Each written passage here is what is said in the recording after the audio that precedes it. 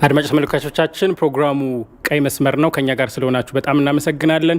ዛሬ አዲስ አበባ የኢትዮጵያ የልብ ትርታ በሚል ርዕስ እየተነጋገርን ያለነው ከወይዘሮ አዳነች አቤቤ የአዲስ አበባ ከተማ አስተዳደር ከንቲባ ጋር ነው።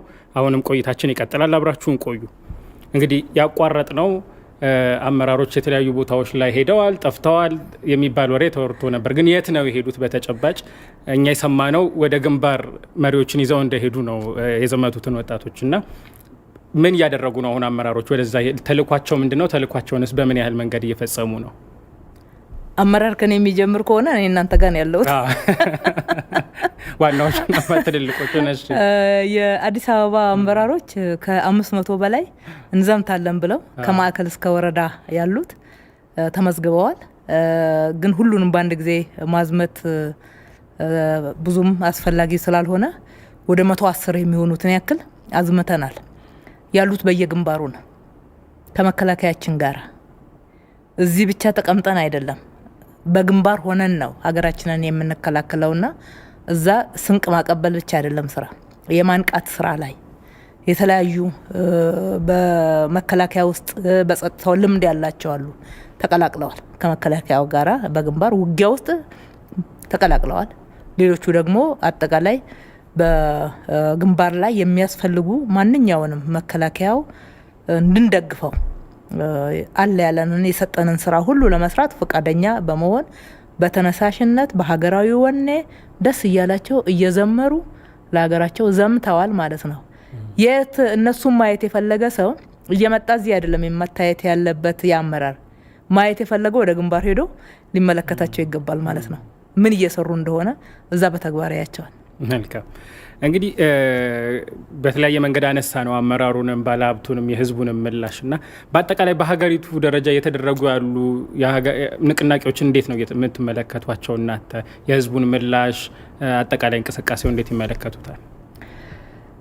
የኢትዮጵያ ህዝብ ሀገሩን ይወዳል።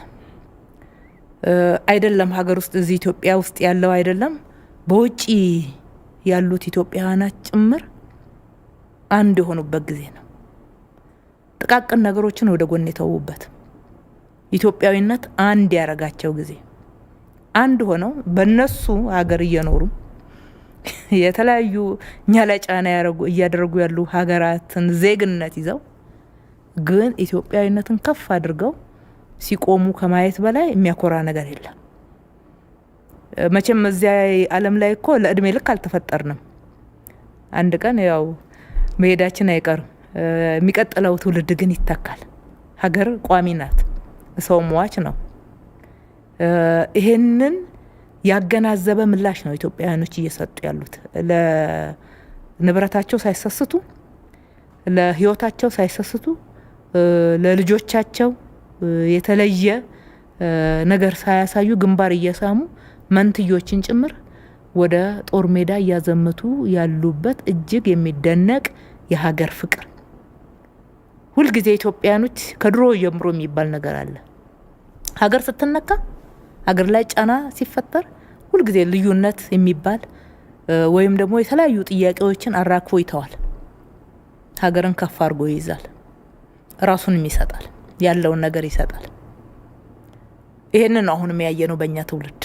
ይሄ ትልቅ ስብዕና ነው። ይሄ አሁንም ወደፊትም ለሚቀጥለው ትውልድ ሳንሸራርፈው ልናስተላልፈው የሚገባ ኢትዮጵያን ልዩ የሚያደርጋት ማንነት ነው ብዬ ልገልጸው እችላለሁ። በገንዘቡ ሰላማዊ ሰልፎቹን ሰሞኑን ያየን እንደሆነ በጥሪ ሊሆን ይችላል እንዴ? ውስጥ ነው ያለው ማለት ነው። ውስጥ ነው፣ ከደም የተዋሃደ ነው። በሌላ በኩል ኢትዮጵያ እኮ በኢትዮጵያነት ብቻና እንደ ሀገር ብቻ መገለጽ ያለባት አይመስለኝም። ለሀገር ሉዓላዊነት፣ ነጻነት ስትታገል የአፍሪካን ውጊያ ነው እየተዋጋች ያለችው። የኢትዮጵያን ውጊያ ብቻ አይደለም እየተዋጋች ያለችው። አፍሪካውያን የራሳቸውን ጉዳይ በራሳቸው የመዳኘት፣ በራሳቸው የመፍታት፣ በራሳቸው የመወሰን ስንት ጊዜ ማዕቀብ ይደረግባቸዋል። ስንት ጊዜ ነው የሚከለከሉት? እንደ ትላንትናው ወደ ኋላ ተመልሰን በታሪክ እንደምናየው ቀኝ ለመግዛት ግዛት ውስጥ ገብተው የሚያስተዳድሩ ሌሎች ሀገሮችና የሌሎችን እጃና ይሆናል። ነገር ግን ሀገር በራሷ ጉዳይ ላይ ካልወሰነች፣ የራሷ ህዝብ ካልወሰነ እንዴት ሉዓላዊነት ነጻነት አለ ሊባል ይችላል? ኢትዮጵያ ለአፍሪካ ትላንትም ምሳሌ ነበረች በአድዋ ምክንያት። ዛሬም እንደገና የአፍሪካን ውጊያ እየተዋጋች ነው ያለችው። አፍሪካን ወንድሞች ሁሉ አብረውን ሊቆሙ ይገባል። ዛሬ በኢትዮጵያ ጉዳይ በኢትዮጵያ አጀንዳ አፍሪካ ላይ የሚደረገው ነገር በዚህ ምክንያት አንድ ላይ በመሆን ማስቀረት መቻል ይኖርብናል። እነኚህ ረጃጅም እጆች በልካቸው መሆን መቻል አለባቸው ማለት ነው። ይህንን እንደ አፍሪካኖች ሁሉ ሊቀላቀሉት የሚገባ ውጊያ ነው። ይሄ የኢትዮጵያ ውጊያ ብቻ አይደለም። ኢትዮጵያኖች በአንድነት ቆመዋል። ከዚህ ባለፈ ግን ከአፍሪካኖችም ጋር በአንድነት መቆም ደግሞ ይጠበቅብናል የሚለውን ለማንሳት ነው። እንግዲህ አሁን ካነሱት ነጥብ አንጻር አዲስ አበባ የአፍሪካ መዲና ናት። በጣም በርካታ የዲፕሎማቲክ ማህበረሰብ ያለበት ከተማ ናት። ኤምባሲዎች አሉና ከቅርብ ጊዜ ጀምሮ ከተማ ውስጥ ችግር ስላለ የኤምባሲ ሰራተኞቻችን ውጡ የሚሉ መልእክቶች እናመቻችላችኋለን፣ በፍጥነት እንድትወጡ የሚሉ ማሳሰቢያዎችን በተደጋጋሚ እናዳምጣለን። እንደ ከተማ አስተዳደር እንዴት ነው የምትመለከቱት? ምን ትሏችኋላችሁ? የመገናኘትስ መንገድ አላችሁ ከነዚህ አካላት ጋር? ሌሎቹ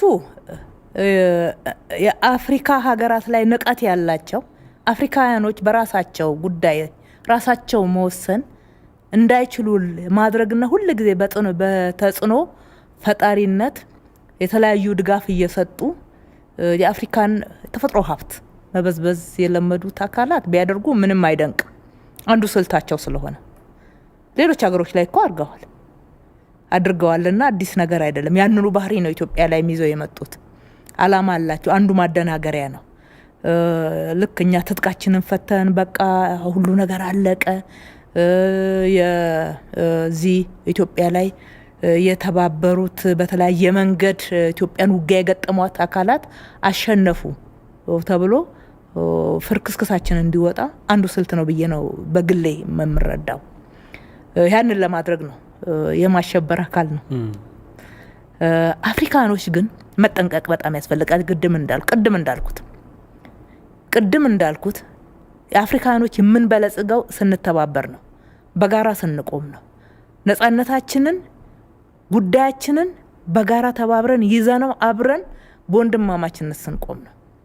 እዚህ ጉዳይ ላይ ተባብረው ምንም ሳይኖር የዚህ የማሸበር አካል ሆነው ለመውጣት የሞከሩ የአፍሪካ ሀገሮች ነገ በታሪክ የሚያፍሩበትን ውሳኔ እንደወሰኑ እንደሚመለከቱት በጣም እርግጠኛ ነኝ።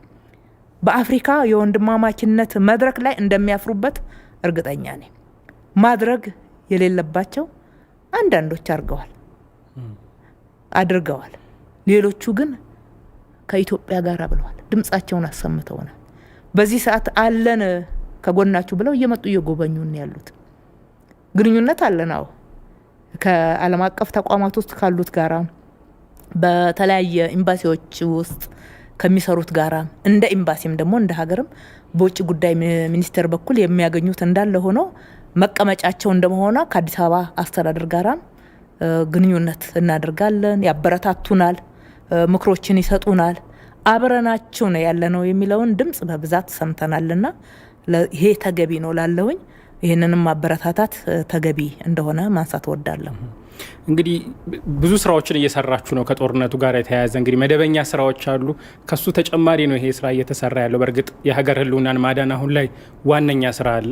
ከሱ ጎን ለጎን ደግሞ እንዳስተዳደር ከተማውን ማስተዳደር፣ ሌሎች ጉዳዮችም ደግሞ መልክ ይዘው መቀጠል አለባቸውና እንደሚባለውም ግርግር ለሌባ ይመቻል ይባላል እና ሁሉም ትኩረት ወደዚህ ወደ ጦርነት ሲሆን ሌሎች ምዝበራዎች፣ ሌብነቶች ደግሞ በሌላ በኩል ብቅ ብለው እየታዩ ነው የሚሉ ሀሳቦች ይሰማል። እሱ ላይ ምን ያህል ቁጥጥር እያደረጋችሁ ነው? ጥንቃቄያችሁና ትኩረታችሁ እዛስ ላይ ምን ያህል ነው? አሁን ላይ ኢትዮጵያን ከመታደግ ጎን ለጎን የልማት ስራዎች መስራት አለብን። ከተማ ውስጥ የምታዩ ከሆነ የጽዳት ስራችን፣ የሌሎች የልማት የመንገድ፣ የውሃ ፕሮጀክቶች፣ የግንባታ ፕሮጀክቶች ብዙ ስራዎች ሳይቀዛቀዙ ቀጥለው ጎን ለጎን በሌላ በኩል ደግሞ እሱን ብቻ መስራት አይበቃም።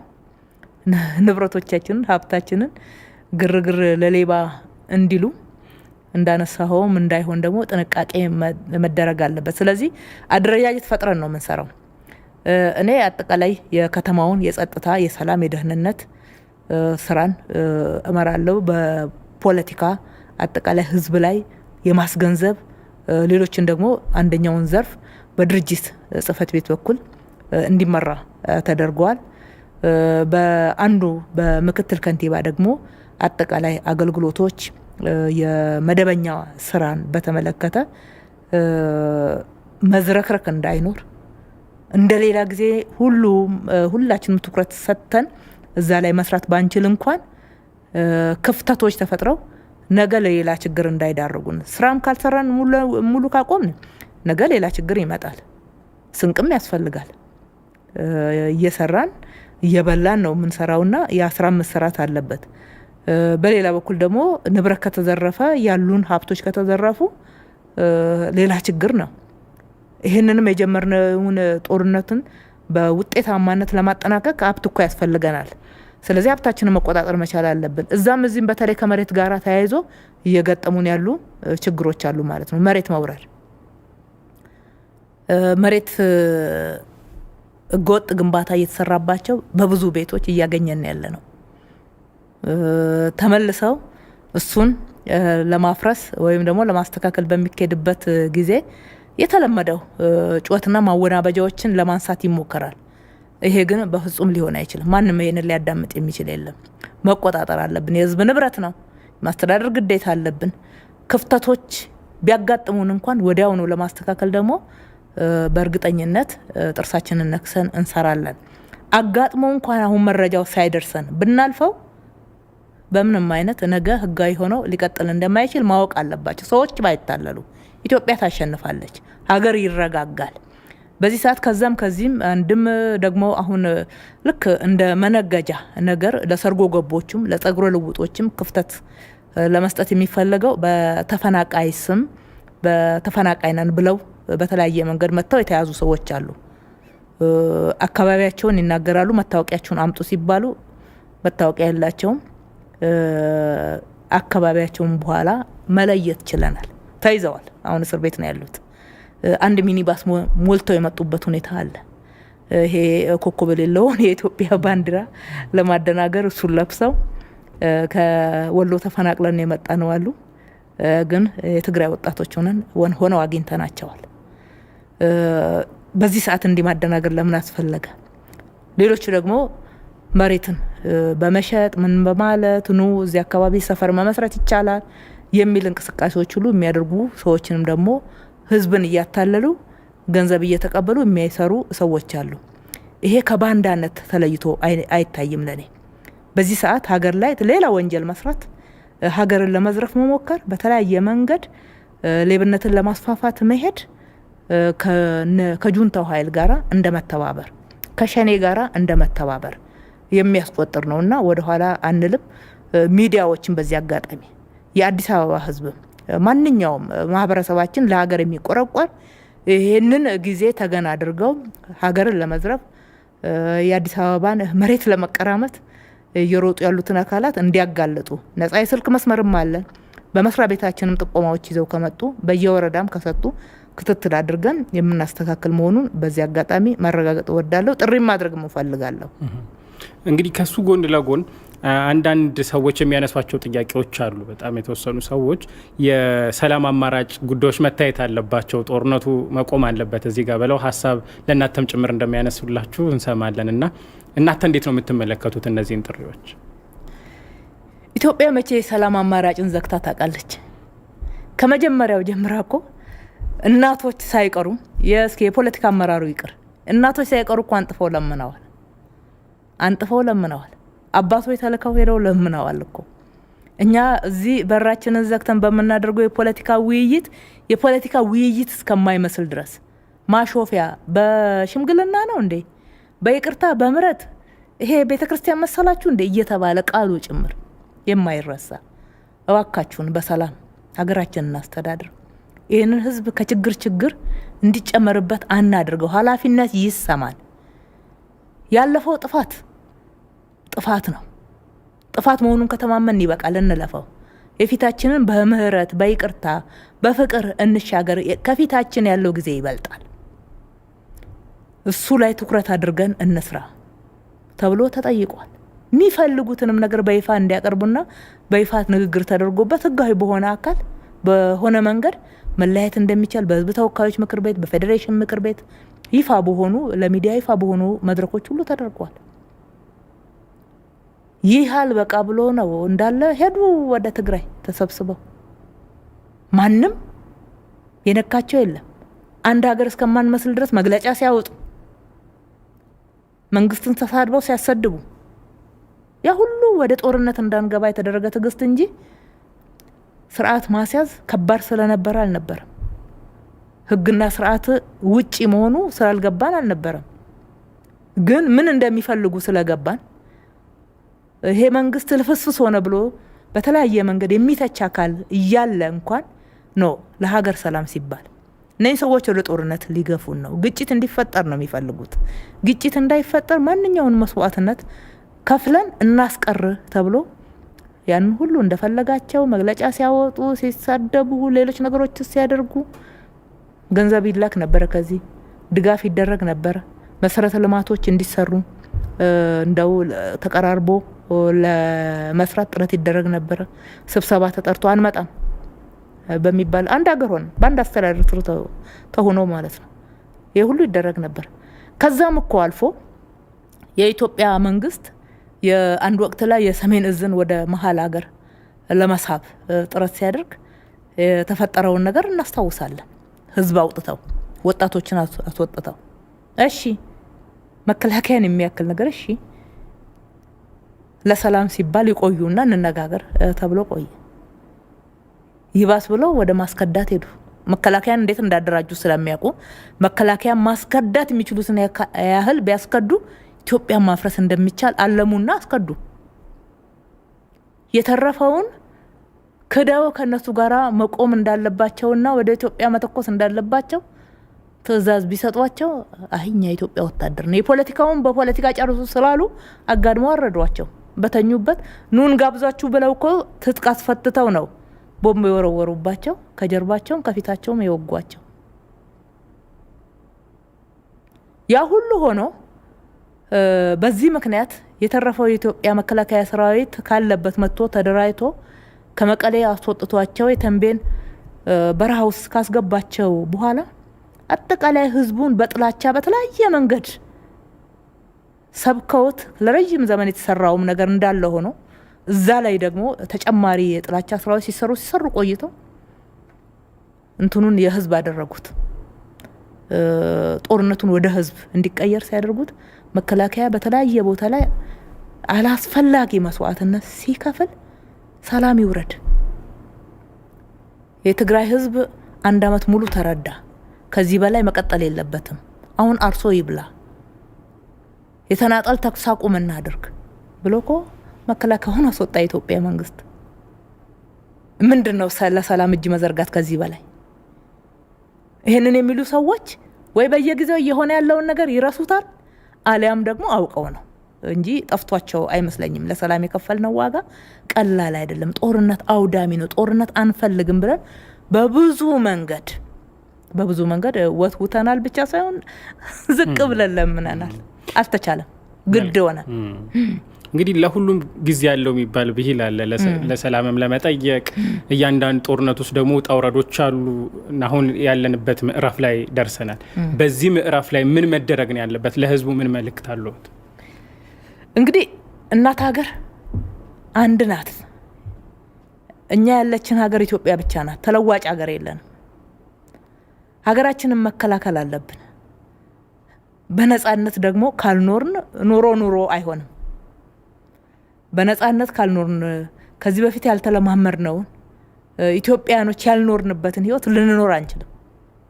ቅድም ብያለሁ፣ ዲያስፖራ ላይ እንኳን ሀገር ውስጥና ውጪ እንኳን ተሆኖ ኢትዮጵያዊ ማንነቱን መልኩን መቀየር ያልቻለበትን እውነት እያየን ያለ ነው። የሀገራችን ነጻነት፣ የሀገራችን ክብር፣ በራሳችን ጉዳይ የመወሰን ሀገር ሆነን የመቀጠል ጉዳይ፣ የግዛት አንድነታችን ተጠብቆ የመቀጠል ጉዳይ ምንም ነገር ወደ ኋላ ሊባልበት የሚቻል ጉዳይ አይደለም።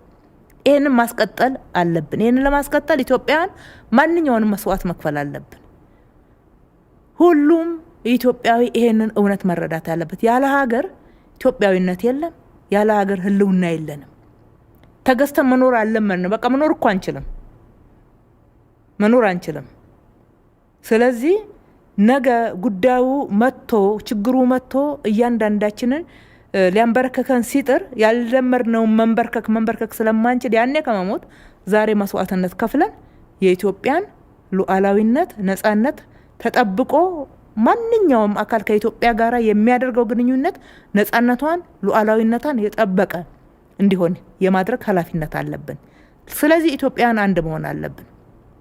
አንድነታችን ከዚህ በላይ ነው መሆን ያለበት። ከዚህ በላይ አሁን ከምናደርገው በላይ የሚጠይቀን ነው ሁኔታው። መቆም አለብን። በአንድ እንደ ህዝብ ወተን ተመን መጋፈጥ ካለብን ልክ እንደ አድዋ ጊዜ ህዝቡ ሁሉ ወጥቶ ይሄንን መጋፈጥ አለበት። ይሄ የአንድ ወይ ሁለት ክልል ጉዳይ አይደለም። ይሄ የመሪዎች ጉዳይ አይደለም፣ የመንግስት ሰዎች ጉዳይ አይደለም፣ የፓርቲ ጉዳይ አይደለም። ይሄ የኢትዮጵያ የሀገር ጉዳይ ነው። እዚህ ላይ ምንም አይነት ግራ መጋባት ወይም ደግሞ በሐሰት ፕሮፓጋንዳ መወናበድ አያስፈልግም። የሀገር ጉዳይ ቀይ መስመር ነው። ቀይ መስመሩን ካለፈ ህይወት አይሆንም። መኖራችን ትርጉም አልባ ነው። ያለ ሀገር ደግሞ መኖር የለብንም። ያለ ነጻነት የምንኖረው ህይወት ለምናችን ብሎ ኢትዮጵያውያን ሁሉ ከያለበት ቦታ መነሳት አለበት። ይሄንን መከላከል መቻል ሀቅ አለን፣ እውነት አለን። ለእውነታችን ነው እየታገልን ያለ ነው። ህልውናችንን ለማስጠበቅ ነው። የህልውና ጦርነት ስለሆነ እየተደረገ ያለው ወደ ኋላ የምንልበት ምንም ነገር መኖር የለበትም። በአንድነት ከዚህ በላይ መቆምና የሚፈለግብንን ኃላፊነት መወጣት አለብን ብዬ ጥሪ ማድረግም በዚህ አጋጣሚም ደግሞ ሀሳቤ መግለጽ እወዳለሁ።